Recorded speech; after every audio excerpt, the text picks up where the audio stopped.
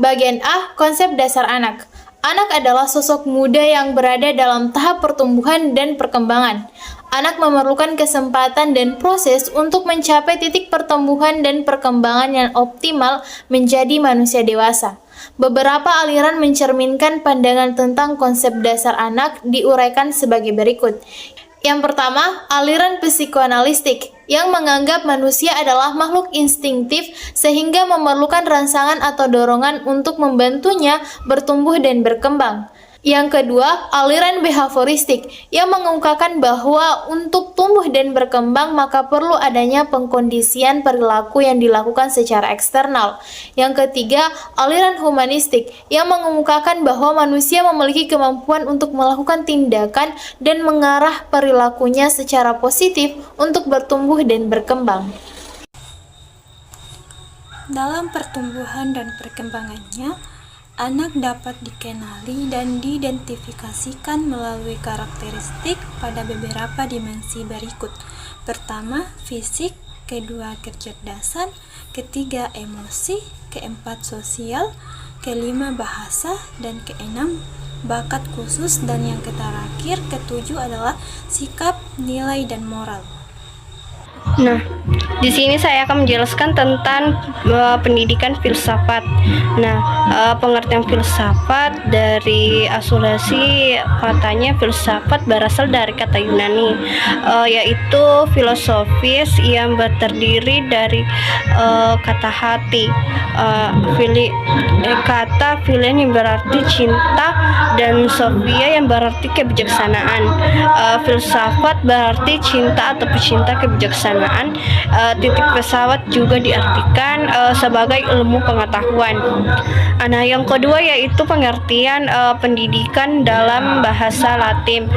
Pendidikan berasal dari kata adukutun yang terdiri dari kata yang berarti perkembangan dari dalam keluar, dan dusun yang berarti sedang berkembang di titik. Nah, yang ketiga itu pengertian filsafat pendidikan. Filsafat pendidikan merupakan disiplin ilmu secara normatif merumuskan kaidah dan norma pendidikan. Titik hal ini berarti filsafat pendidikan merumuskan bagaimana ukuran tingkah laku yang seharusnya dilakukan dalam suatu proses pendidikan untuk mencapai tujuan pendidikan. Urgensi model pengembangan kompetensi pedagogik berbasis pemahaman fasilitas pendidikan. Guru adalah pelaku dan pelaksanaan pendidik. Guru adalah orang dewasa yang memiliki peran, fungsi, dan tanggung jawab dalam memanusiakan manusia, mudah menjadi manusia dewasa, dan dapat mengadili, mengembangkan, dan mengaktualisasikan dirinya secara optimal agar dapat menjadi manusia seutuhnya. Berdasarkan Undang-Undang Republik Indonesia Nomor 20 Tahun 2003 tentang Sistem Pendidikan Nasional, tugas tersebut adalah menjadi tugas guru, yaitu guru adalah tenaga profesional yang memiliki tugas mengajar, mendidik, dan membimbing. Model pengembangan kompetensi pedagogik berbasis pengetahuan pedagogik dengan konsep filsafat pendidikan.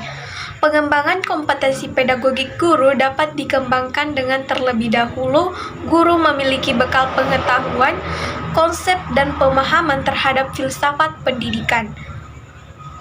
Analisis konstruk yang berkaitan dengan filsafat pendidikan yang mendasari adalah terkait dengan pemahaman esensial mengenai yang pertama, subjek pendidikan, yang kedua, pengembangan nilai, yang ketiga, eksternalisasi nilai, dan yang keempat itu kemampuan analisis logis.